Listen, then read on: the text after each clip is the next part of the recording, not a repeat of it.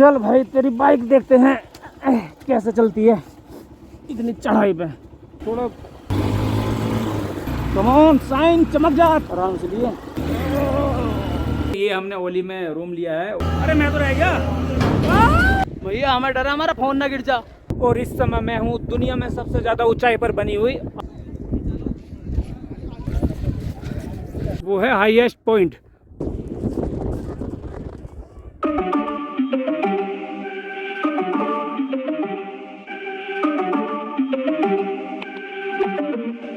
दोस्तों पिछले एपिसोड 1 में हम, जैसे कि आपने देखा कि दिल्ली से जोशीमठ हम पहुंच चुके थे। वहां बात की थी कि ओली कब जाएं, कितना खर्चा होगा, रास्ते में कौन कौन से स्थान आएंगे, सस्ता होटल कब और कहां मिलेगा। इसी तरह की बहुत सारी डिटेल हमने वहां एपिसोड 1 में दी थी। उसी को जारी रखते हुए आज के इस एपिसोड 2 में हम जो है जोशीमठ से ओली की ओर चलेंगे। और जैसे जैसे ये एपिसोड आगे बढ़ता जाएगा वैसे वैसे आपको ओली की बिल्कुल कंप्लीट जानकारी मिलती जाएगी। और आपको काफ़ी कुछ ओली के बारे में ऐसा जानने को मिलेगा जो शायद आपने पहले कभी ना सुन रखा हो। और ये 125 सीसी की हमारी जो होंडा शाइन बाइक है ना, ये आज ऐसी खड़ी चढ़ाई चढ़ेगी, ऐसी खड़ी चढ़ाई चढ़ेगी जिसे देखकर आप भी कहोगे कि यार तुम तो कतई हैवी ड्राइवर हो। देखिए वीडियो बहुत लंबी होने वाली है, इसलिए जिसमें धैर्य है, जो ओली के बारे में बहुत बिल्कुल डिटेल के साथ जानना चाहता हो तो कृपया वही इस वीडियो को देखें। और अगर आपको मतलब ही नहीं है ओली या किसी भी चीज़ से तो भैया आप वीडियो को स्किप कर सकते हैं। अगर आप इसको एक मूवी की तरह देखोगे तो बड़ा मज़ा आएगा भाई साहब वीडियो को देखने में। हाँ, तो जोशीमठ के होटल से चेकआउट करने के बाद हम ओली की ओर बढ़ रहे हैं, जो कि यहाँ से है 16 किलोमीटर। वैसे हमें तो बस 8 किलोमीटर तक ही जाना है, बाकी दूरी तो चेयर लिफ्ट, कार और पैदल चलकर ही हम पूरी कर लेंगे। देखिए जोशीमठ में रूम कहाँ और कितने का मिलता है, इसके लिए आप हमारा पिछला एपिसोड देख सकते हैं, वहाँ बिल्कुल डिटेल है। हम तो ओली बाइक से जा रहे हैं, आप भी चाहे तो अपनी खुद की बाइक या 4 व्हीलर जो भी है आप उससे जा सकते हैं। लेकिन सर्दियों में बाइक या कार से जाने के क्या नुकसान है वो हम आपको आगे बताएंगे। पहले देख लेते हैं कि अगर खुद का वाहन नहीं है, खुद की सवारी नहीं है, तो फिर जोशीमठ से ओली कैसे पहुँचे। अब इसके लिए आपके पास 2 ऑप्शन हैं, एक है बाई रोड और दूसरा है रोप वे। हाँ, तो पहले हम बात करते हैं बाई रोड। देखिए जोशीमठ से ओली के लिए आपको यहीं से जोशीमठ के जो ये टैक्सी स्टैंड है, यहीं से आपको 1000-1200 रुपये पर पर्सन के हिसाब से जो है शेयरिंग वाली गाड़ी मिल जाएगी जो आपको छोड़ देगी ओली। ये आपको जोशीमठ से 8 किलोमीटर आगे ओली इसकी रिजॉर्ट तक लेकर जाएंगी। इससे आगे जो है कोई भी गाड़ी नहीं जाएगी, ये लास्ट स्थान है जहाँ तक आप सवारी से जा सकते हैं। अब आप बोलोगे कि ओली इसकी रिजॉर्ट क्या है, तो भैया ये गढ़वाल मंडल विकास निगम बोले तो उत्तराखंड सरकार का होटल है, जहाँ पर आपको रुकने के लिए कमरा वगैरह मिल जाएगा। यही ओली है। और अगर मेन ओली जाना चाहते हैं जहाँ पर स्कीइंग वगैरह होती है, कुछ एक्टिविटी होती है, तो भैया ओली इसकी रिजॉर्ट से ही जो है आपको मिल जाएगी चेयर लिफ्ट कार, जो आपको ऊपर मेन ओली के टॉप तक लेकर जाएगी। या अगर उससे भी आगे जाना चाहते हैं तो रोप वे है, वो हम आगे बताएंगे। चाहे तो यहाँ से 1-2 घंटे पैदल ट्रैक करके भी आप ऊपर पहुँच सकते हैं। जोशीमठ से ओली 8 किलोमीटर भले ही आपको कम लग रहे हो, लेकिन यहाँ सर्दियों में सड़क कंडीशन ऐसी हो जाती है, सड़क पर जाम होता है और जाम से ज़्यादा होती है स्नोफॉल, सड़क पर बर्फ़ जमी होती है, जिससे कि आपको काफ़ी टाइम लग सकता है। केवल जोशीमठ से ओली 8 किलोमीटर पहुँचने के लिए लग रहे हैं आपके 1000 से 1200 रुपये। इसलिए अगर आपने हरिद्वार या कहीं से भी टैक्सी करी है तो भैया वो जो है आप जोशीमठ तक बुक मत करें, वो बुक करें डायरेक्ट ओली तक। रुकने के लिए इस रास्ते पर आपको होटल और टेंट वगैरह तो मिल ही जाएंगे। हाँ, तो ये हो गई जोशीमठ से ओली सड़क द्वारा पहुंचने की बात। लेकिन भाई विंटर में जब ज़्यादा स्नोफॉल पड़ती है ना, तो ये सड़क वाला रास्ता बंद हो जाता है। चलो मान लिया कि विंटर में ओली में बर्फ़बारी कम हुई है और रास्ता बंद नहीं हुआ है, जैसे कि हम यहाँ हमारे साथ हो रहा है। और भाई साहब आपको रास्ते पर ऐसी चिपकी हुई बर्फ़ मिलेगी जिसे कि आपको पहचानना भी मुश्किल हो जाएगा कि ये बर्फ़ है या रास्ता है। इसे कहते हैं ब्लैक आइस। ये बड़ी खतरनाक होती है यार, दिखती नहीं है और अपना काम पूरा करती है, फिसलन वाला। हमें लगता है कि यार सड़क बिल्कुल क्लियर है, जम के भगाएंगे गाड़ी।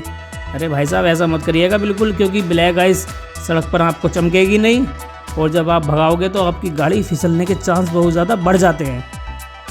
आपको शायद अभी ये सड़क दिख रही होगी या फिर आगे दिखेगी, अभी तो हम कर रहे हैं वॉइस ओवर, तो हमें अंदाज़ा नहीं है कि कहाँ पर कौन सी वॉइस किस वीडियो के साथ लगेगी। ठीक है, देखिए रिस्क इसलिए भी बढ़ जाता है क्योंकि जोशीमठ है सी लेवल से 1875 मीटर की हाइट पर और ओली है करीब 3000 मीटर पर। केवल 8 किलोमीटर में आपको 1125 मीटर की हाइट चढ़नी होगी और सड़क भी कोई हूर की परी नहीं है ये, मतलब रोड कंडीशन थोड़ी हल्की है। ऊपर से ब्लैक आइस और मिल जाए तो फिर क्या कहने।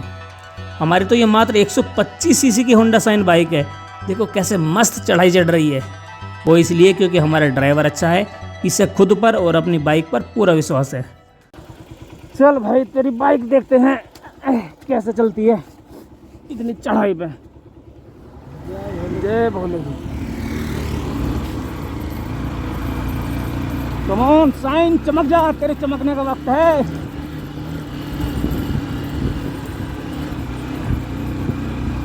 ले एक तो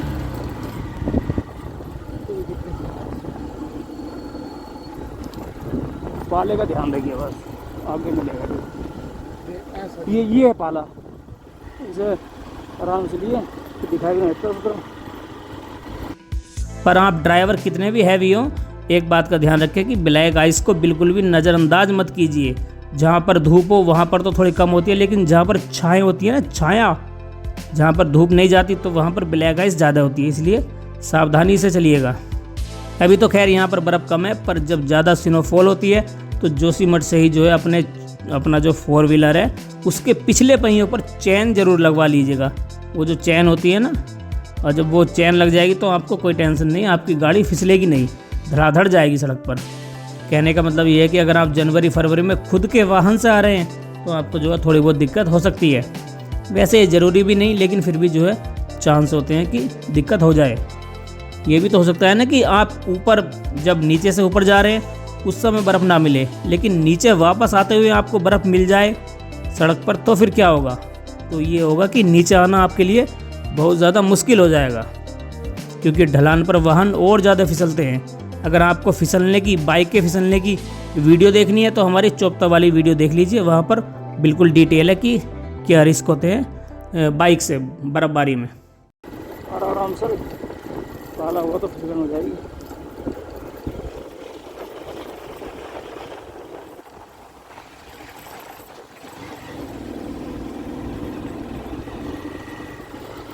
और अगर आपकी बाइक ऊपर फंस गई तो भैया फिर तो कोई दूसरी गाड़ी आपकी बाइक को लेकर ही नीचे आएगी। लेकिन अगर इतना सुनने के बाद भी आपको सड़क से ही जाना है तो फिर भाई साहब जोशीमठ से ओली के लिए जो 1000 रुपये में शेयरिंग गाड़ियाँ चलती है ना, उसमें बैठ जाइए आराम से, वहाँ बिल्कुल बेफिक्र पहुँच जाएंगे ऊपर। ठीक है, ये जो दिक्कत होती है ना स्नोफॉल के कारण, तो वो केवल विंटर में ही होती है, बाकी टाइम तो आप आराम से जा सकते हैं, कोई परेशानी वाली बात नहीं है। इसलिए तो जब ज़्यादा बर्फबारी होती है ना तो इस सड़क को बंद कर दिया जाता है, जिससे कि कोई भी हादसा ना हो। इसलिए तो हमारा ये यहाँ पर दूसरा ऑप्शन काम आएगा, जिससे कि आपको बाई रोड भी ना जाना पड़े और आप ओली भी पहुँच जाए। तो वो दूसरा ऑप्शन है रोप वे का, वो जो आप ऊपर उड़ता हुआ देख रहे हैं ना, लाल डब्बा सा बंद हुआ जो तारों पर झूलता हुआ चल रहा है, उसे कहते हैं रोप वे। वैसे भैया हम तो अपनी देसी भाषा में कहते हैं उसे उड़न खटोला। ठीक है, तो ये आपको जोशीमठ से ओली के टॉप पॉइंट तक डायरेक्ट पहुंचा देगा। इसका उद्घाटन करा गया था 20 जुलाई 1983 को इंदिरा गांधी जी द्वारा। अब देखिए बाई रोड जाओगे तो ये आपको 10 किलोमीटर के आसपास पड़ेगा, लेकिन रोपवे से ये जो दूरी घटकर रह जाती है वो रहती है 4.15 किलोमीटर। मतलब कि जो उड़न खटोला है ये है 4.15 किलोमीटर लंबा। ये मैक्सिमम चलता है 3 मीटर प्रति सेकंड की रफ्तार से, जो आपको जोशीमठ से ओली केवल 22 मिनट में पहुंचा देगा। जहां से ये रोपवे चलता है उसकी ऊंचाई है सी लेवल से 1906 मीटर, और जहां ओली के हाईएस्ट पॉइंट तक जाता है उसकी ऊंचाई है सी लेवल से 3016 मीटर। अब देखिए इतनी कम दूरी पर 1110 मीटर हाइट तक चलने वाला ये एशिया में दूसरे नंबर का सबसे लंबा रोपवे है। सोचो यार, आप इसमें बैठे बैठे ही पूरे एशिया में अपना नाम कमा रहे हो, आपका नाम रोशन हो रहा है इसमें बैठने से। वैसे इसमें बैठकर नहीं, खड़े होकर जाया जाता है।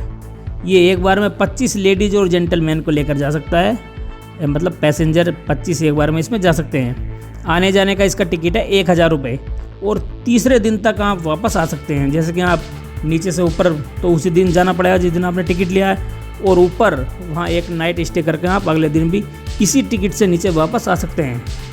इसकी टाइमिंग है सुबह 9:15 से शाम के 4:20 तक, और आधे घंटे में ये आपको मिल जाएगा। लेकिन अगर आपको वापसी में आना है तो 3 बजे के आसपास यहाँ पर पहुँच जाइए, क्योंकि बाद में हो जाती है बहुत ज़्यादा भीड़। तो हो सकता है कि भीड़ के कारण आपका नंबर ना आ पाए, तब आपको रुकना पड़ेगा वहीं ओली में।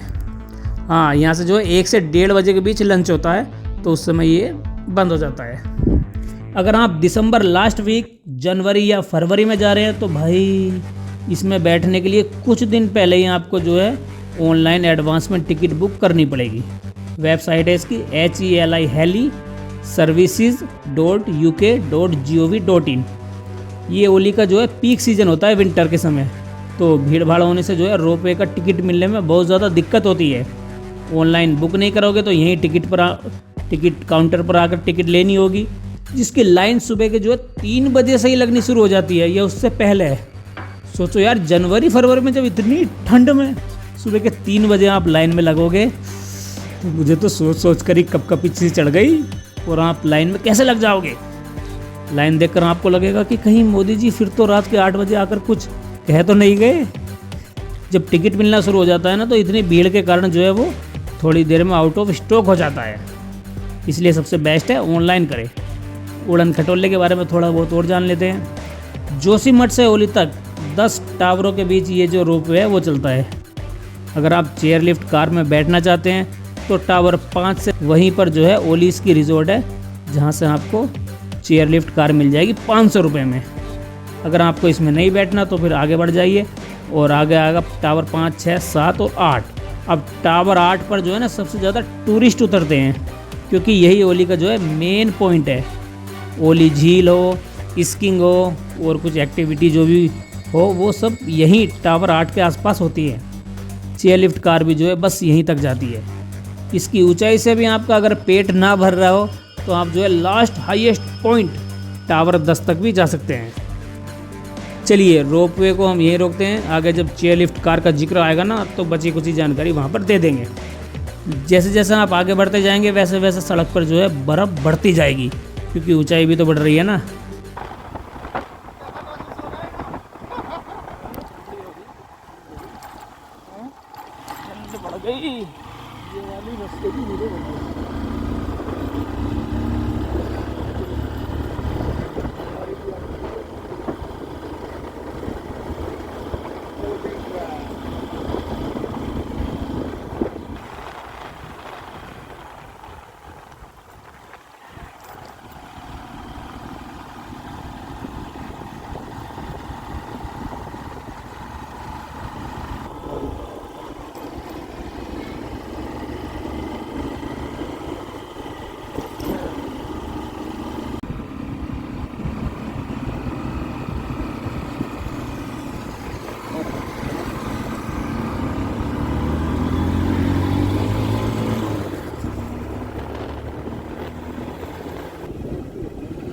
थोड़ा मैदान से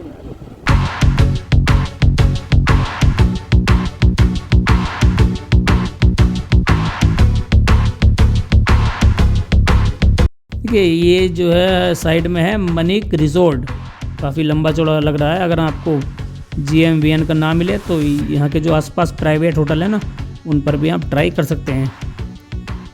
यहाँ साइड वाले रास्ते से जाओगे तो 600 मीटर बाद ओली इसकी रिजॉर्ट आ जाएगा, और अगर सीधा जाओगे तो 2-3 और प्राइवेट होटल आपको मिल जाएंगे। आगे जाकर देखते हैं।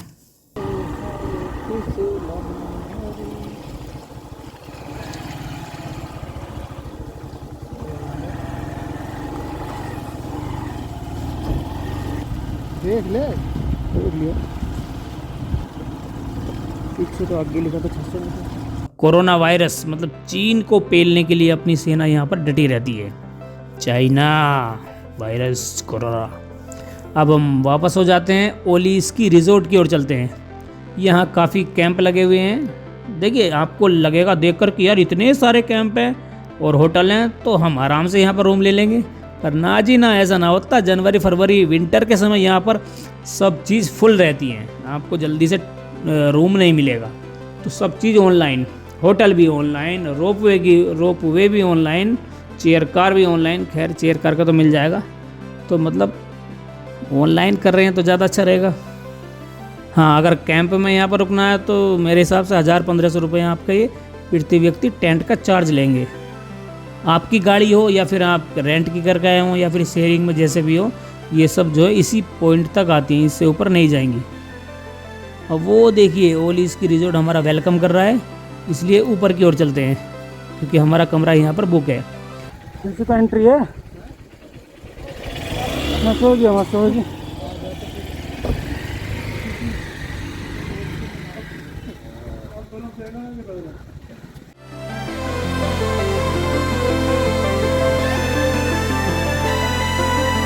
यहीं से चेयर लिफ्ट कार के लिए सीढ़ियाँ ऊपर जा रही हैं, आप देख रहे होंगे। उसमें तो हम बाद में देखेंगे, पहले कमरा देख लेते हैं। थोड़ी ठंड लग रही है यार। आगे कमरे के बारे में डिटेल में साक्षात प्रकट होकर दूंगा, वॉइस ओवर नहीं। सुनिए प्रकट होकर मैं जानकारी कैसे देता हूँ। हाँ तो मित्रों, ये हमने ओली में रूम लिया है, ओली स्की रिजॉर्ट में। यहाँ से जहाँ से चेयर लिफ्ट शुरू होती है ना, वहाँ से आगे, वहाँ से देखिए चेयर लिफ्ट की जो है लाइन लग रही है टिकट के लिए। तो ये चेयर लिफ्ट के पास ही है बिल्कुल ओली स्की रिजॉर्ट। ये हमारी है डिलक्स हट। आसपास का नज़ारा आप देखिए। अभी तो खैर इसमें लाइट नहीं है, लाइट गई हुई है। लाइट यहाँ अक्सर जाती रहेगी, तो इसलिए आप अपने पास पावर बैंक वगैरह जो बैकअप रखें ताकि आपके मोबाइल वगैरह चार्ज हो सके। हाँ, तो डिलक्स हट जो है हम आपको दिखाते हैं कैसी है। ठीक है भाई साहब, ये है डिलक्स हट। ये सामने बालकनी है और ये देखिए रूम, क्या मस्त रूम है ये बिल्कुल।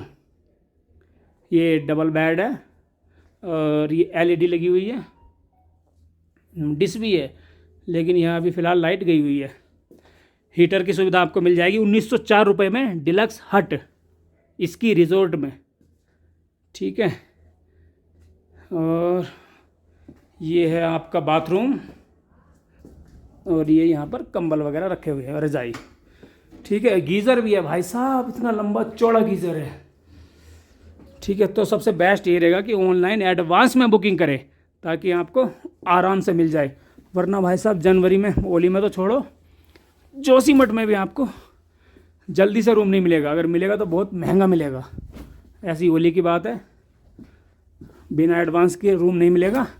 और बाई चांस अगर लेना भी पड़ जाए तो बहुत ज़्यादा महंगा होगा।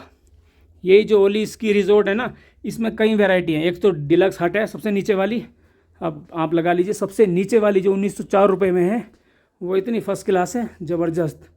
उसके ऊपर लगभग 3-4 हज़ार रुपये में है डिलक्स का। फिर है सुपर डिलक्स, वो पड़ेगा आपको 7,000 रुपये के आसपास।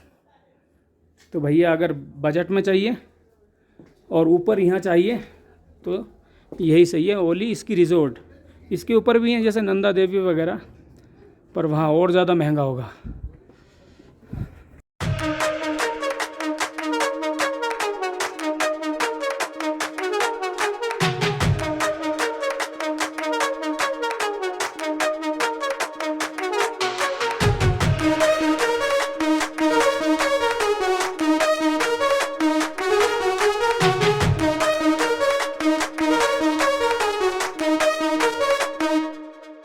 इसके अलावा और भी काफ़ी सारे प्राइवेट होटल हैं जिनको आप जो है वहाँ पर आप स्टे कर सकते हैं। जैसे आप रोपवे या चेयर कार से टावर 8 के पास पहुँचोगे, 8 के पास पहुँचोगे तो वहाँ ओली Nanda Devi eco tourist resort भी है।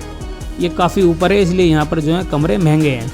फार्म मिलेगा 8,399 रुपये में और डिलक्स रूम 7,022 रुपये में।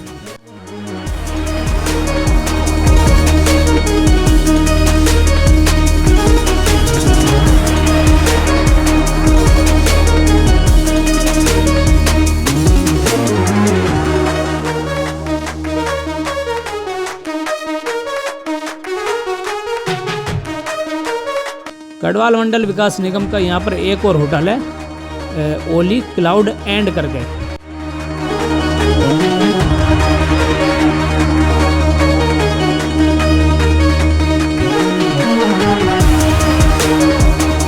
तो ये सब सरकारी होटल हैं जो आप बुक कर सकते हैं आने से पहले gmvnonline.com से।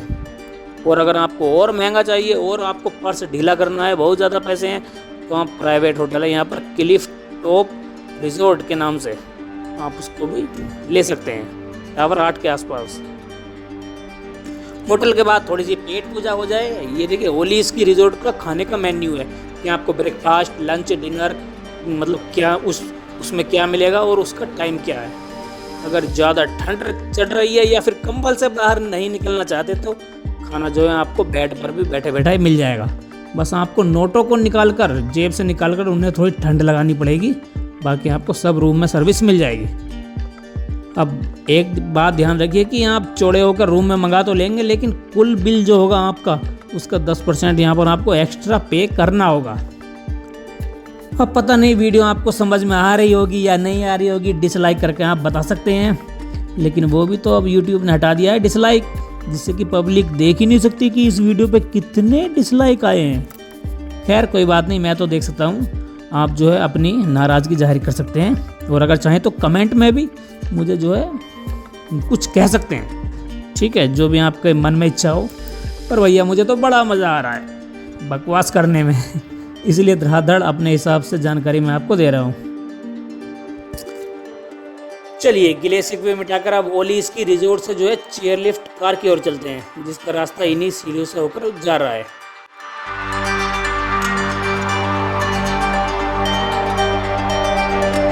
सीढ़ियाँ चढ़ने के बाद ये खुला आसमान है जहाँ पर आपको 500 रुपये पर पर्सन के हिसाब से टिकट मिल जाएगा। देख रहे हैं ना टिकट लेने में कितनी भीड़ लगी हुई है। इसलिए तो मैं बार बार कह रहा हूँ कि जनवरी फरवरी विंटर के समय आ रहे हैं तो जो है ना इसका भी टिकट आप ऑनलाइन ही बुक कर लें, वरना यहाँ भी जो है आपको काफ़ी देर लाइन में खड़ा होना पड़ सकता है। खैर इसका तो टिकट आपको मिल जाएगा अगर आप में जो है खड़े होने का धैर्य है। देख लीजिए कैसी खुली कुर्सी है बैठने के लिए, इसमें एक बार में 4 व्यक्ति बैठते हैं। भीड़ को जल्दी जल्दी निपटाने के लिए ये सीट जो है खाली नहीं जाने देंगे। ऐसे नहीं है कि आप 2 हो और कहे हम तो सब 2 ही बैठेंगे, हम ना बैठा रहे किसी और को। अब ऐसा थोड़ी होगा यार, इनकी जो है भीड़ कम कैसे होगी फिर। तो ये जो है चारों सीट भर के धक्का दे देते हैं कि जा पहुँच जाओ ऊपर। रोपवे वाला आदमी आप दोनों को बैठा कर फिर आवाज़ लगाता है कि आ जाओ, कोई सिंगल हो दुंगल हो, सीट खाली जा रही है हमारी, जल्दी जल्दी भरो और उड़कर आगे निकल जाओ। अब इसकी भी टाइमिंग वही है, इसकी टाइमिंग जो है सुबह 9:15 से शाम के 5 बजे तक है और वही 1 से 1:30 बजे होगा इनका लंच टाइम। रोपवे के बारे में तो हमने काफ़ी कुछ जान लिया, थोड़ा सा जो है चेयर लिफ्ट कार के बारे में भी तो जिक्र कर लेते हैं। इसमें जो है 6 टावर हैं। ये 6 टावर से होता हुआ जो है आपको 800 मीटर तक लेकर जाएगा।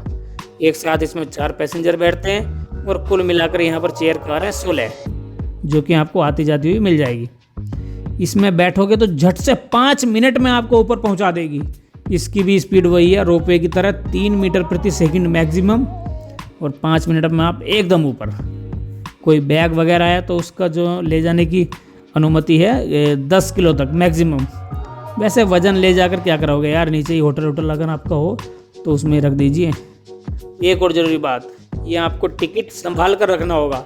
ऐसे नहीं है कि उसने टिकट लिया, आप उसमें बैठ गए और फिर हवाई जहाज़ बना के उड़ा दिया। अरे भैया जब वापस आओगे ना तो वो चेक करेगा कि भाई दिखाओ पहला वाला टिकट।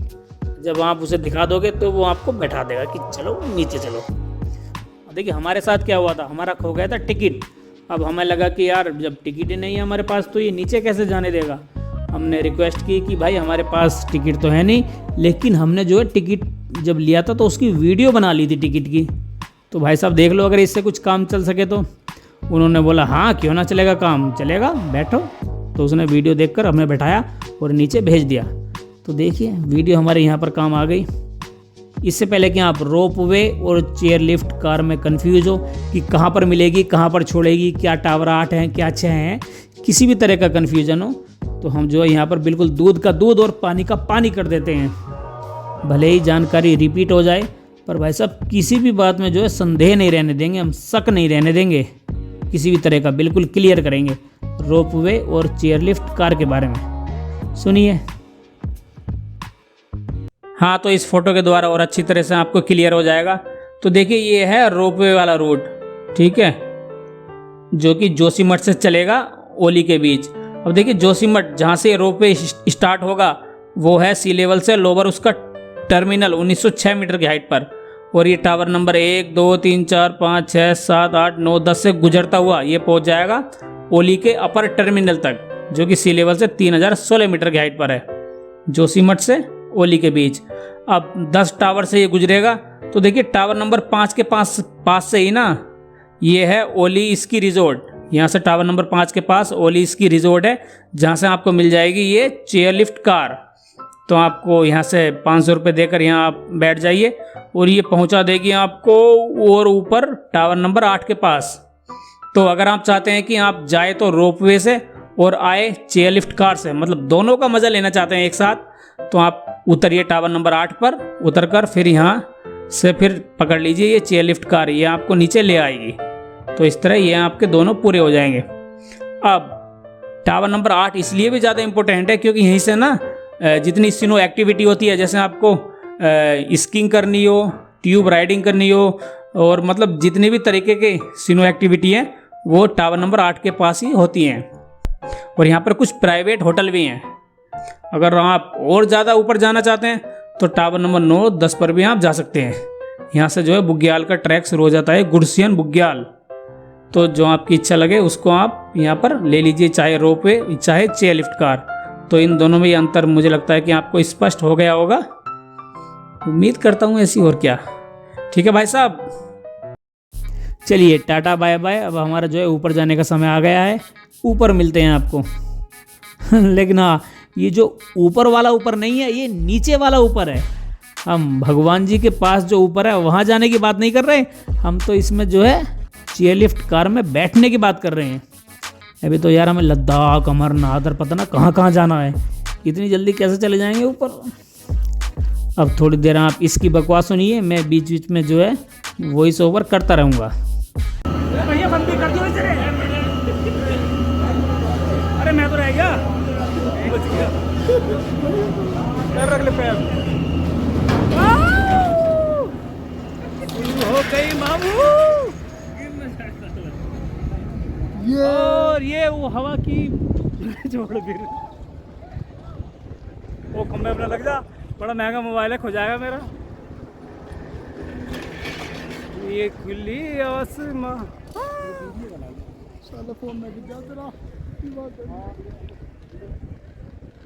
भैया, हमें डरा हमारा फोन ना गिर जा। फोन गिर गया ना, ये समझ लो भाई हम ही गिर गए एक तरीके से ना यार। फोन तो भैया वापस ले लेंगे, उठा लेंगे साला। जब आप इसमें हवाओं में टांग लटका कर बैठोगे ना तो भाई साहब बड़ा मज़ा आएगा, एक अलग ही एडवेंचर महसूस होगा। भैया ये है चेयर कार, ओली की चेयर कार। तो ठीक है भैया, तो देखिए बस हमें मोबाइल का डर है भाई, मोबाइल हमारा बचा रहेगा। ऊंचाई आपको शायद यहाँ जस्टिफाई ना हो पा रही होगी, पर भाई साहब गुलमर्ग में छोड़ दिया था हमने चेयर कार, लेकिन यहाँ नहीं छोड़ी। ये लड़का बड़ा कह रहा था चलो चलो चलो जोशीमठ, मैं क्या भैया जाएंगे तो बैठ के जाएंगे, क्यों भाई अब बहुत होगी, अब बनाते सामने क्या नहीं। हाँ, शुरू में तो थोड़ा बहुत डर लग सकता है जब ये स्पीड पकड़ता है एकदम से, पर जो आपको एंजॉय भी उससे भी ज़्यादा आएगा। वो जो चारों तरफ से बंद वाला रोपवे होता है ना, जो जोशीमठ से चलता है, उसमें अगर खड़े होगे तो इतना ज़्यादा मज़ा नहीं आएगा जितना कि इसमें बिल्कुल खुल्लम खुल्ला हवा को महसूस कर सकेंगे आप। मेरा नाम है बुल्ला, वो डायलॉग है ना एक कोई सी मूवी का, मेरा नाम है बुल्ला। अगर आप इसमें नहीं बैठना चाहते तो आप नीचे से जो है ऊपर 1-2 घंटे का ट्रैक करके ऊपर पहुंच सकते हैं, पर इसमें कम से कम एक बार तो ज़रूर बैठिए यार, यादगार लम्हा बन जाएगा आपका। अभी तो नीचे बर्फ़ कम है, लेकिन जब बर्फ़ बहुत ज़्यादा पड़ जाती है ना तो भाई साहब यहाँ चारों तरफ फैली हुई बर्फ़ ऐसी लगती है, मतलब वो ऐसा माहौल बना देती है चारों तरफ का नज़ारा, जिससे कि लगता है कि यार यही धरती का स्वर्ग है। इसलिए तो ओली को भी धरती का स्वर्ग कहते हैं।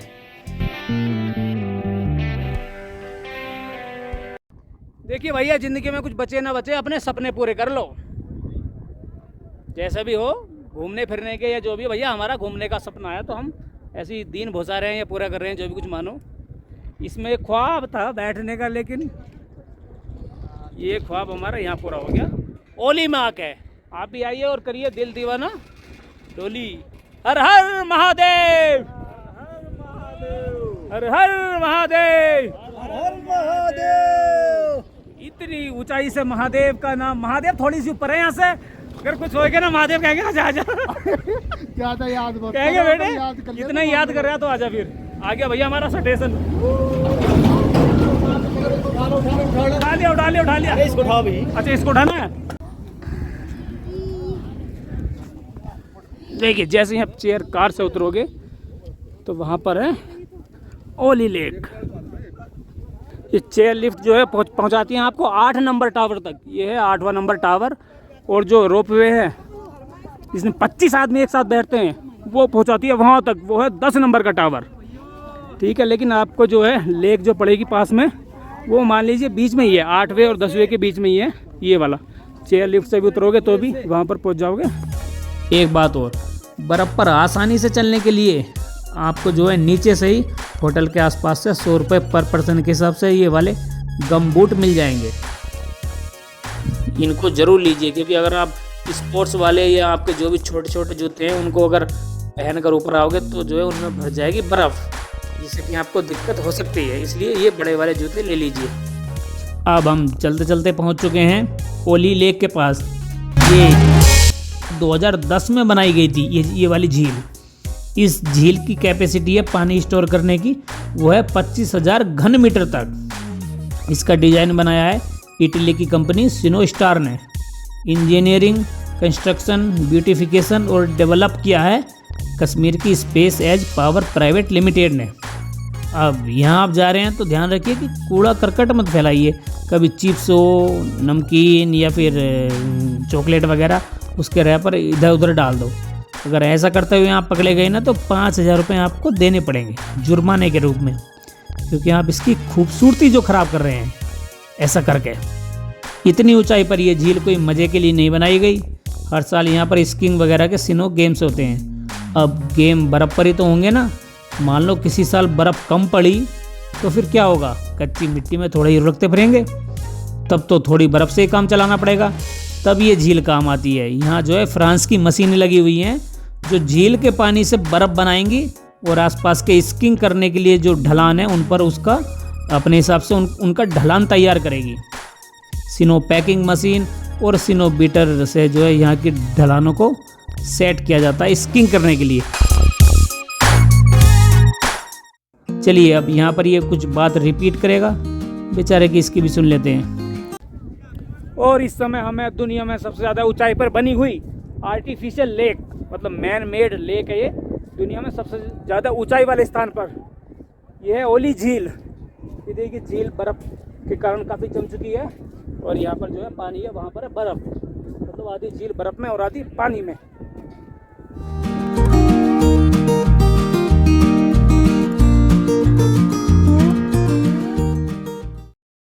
कितनी खूबसूरत झील है यहाँ। तो भाई साहब ओली में आए तो ये जैसे ही चेयर लिफ्ट कार है वहीं से उतरेंगे तो वहीं के पास है ये टावर नंबर 8 के पास। देखिए ये चारों तरफ से बंद वाला जो है 25 यात्रियों को ले जाने वाला रोपवे है।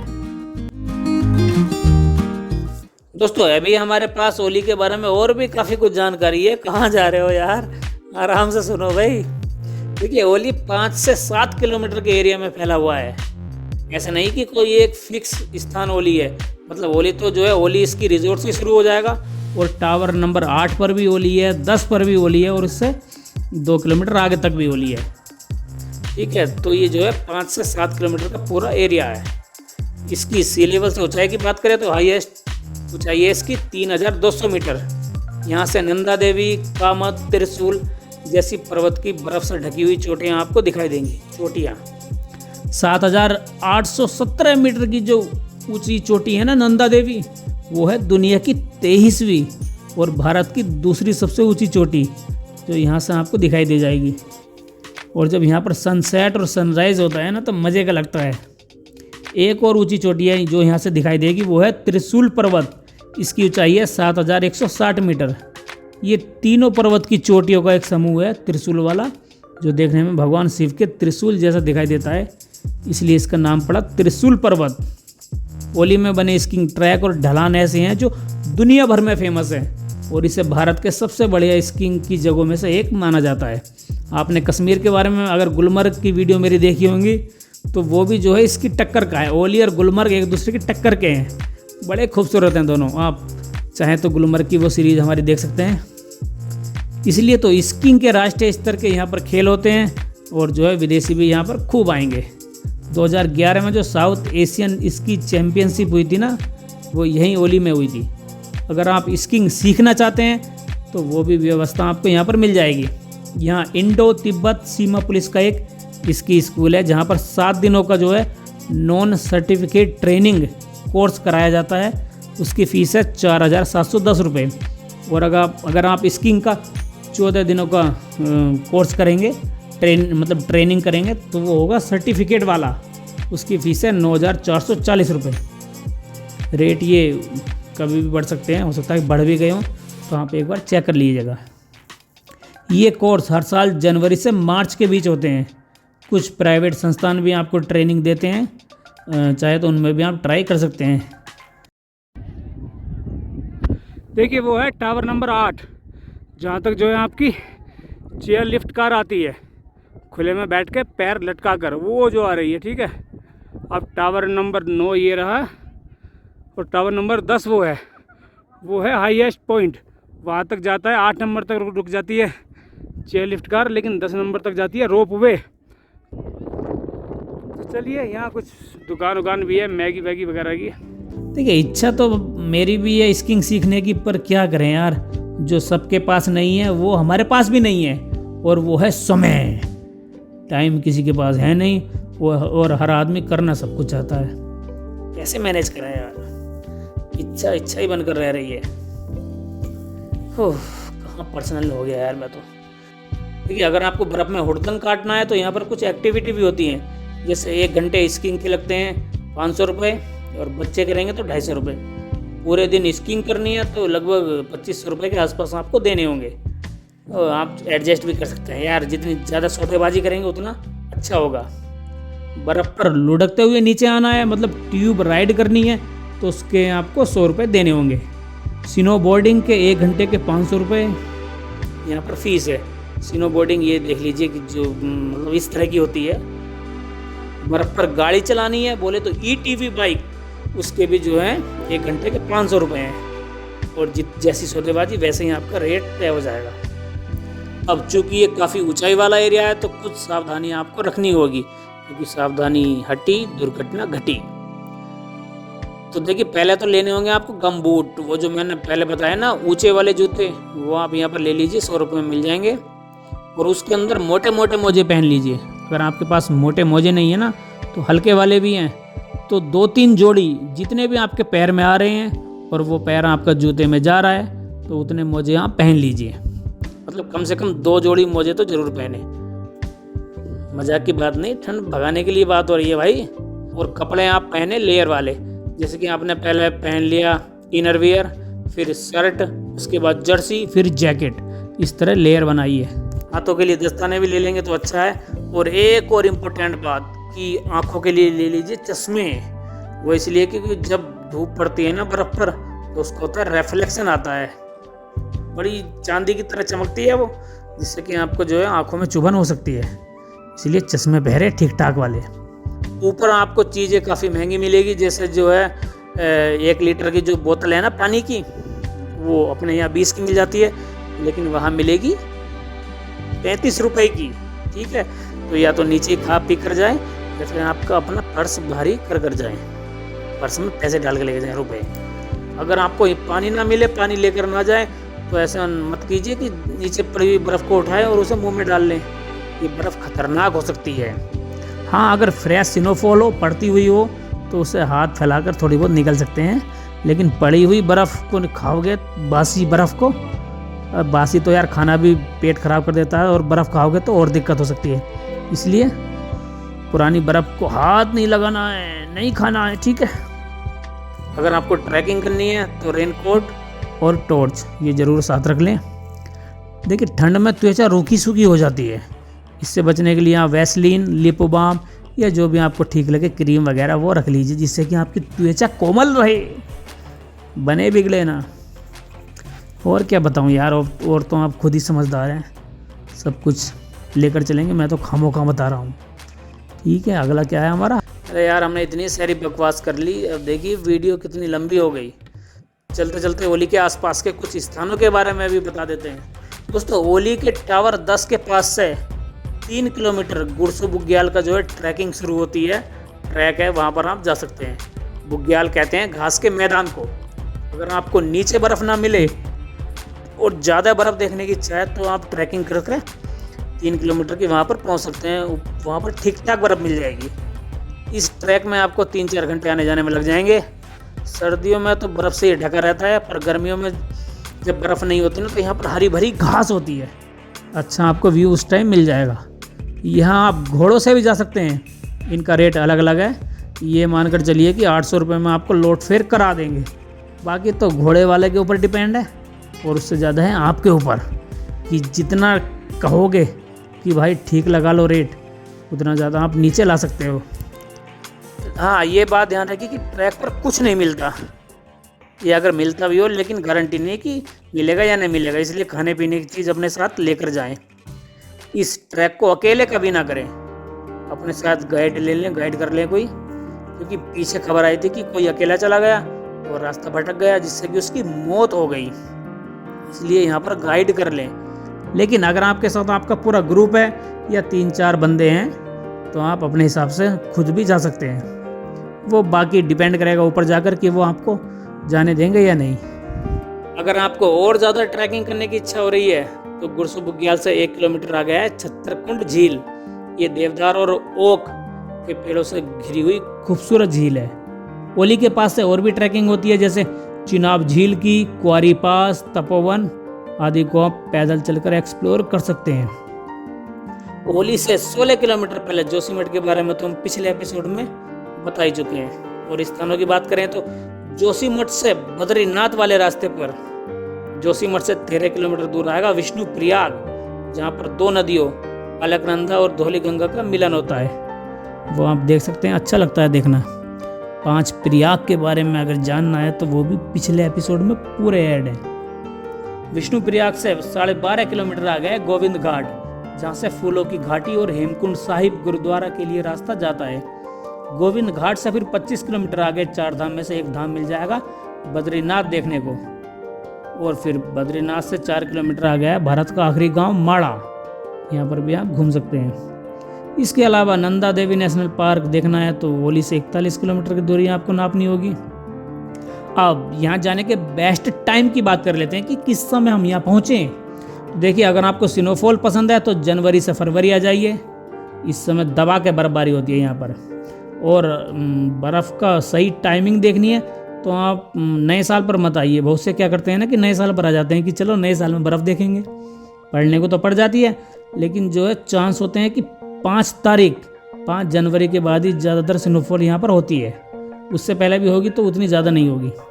और अगर आपने यहाँ की गर्मी से आप परेशान हैं तो ठंडक पाने के लिए यहाँ पर आप अप्रैल से जून के बीच भी आ सकते हैं।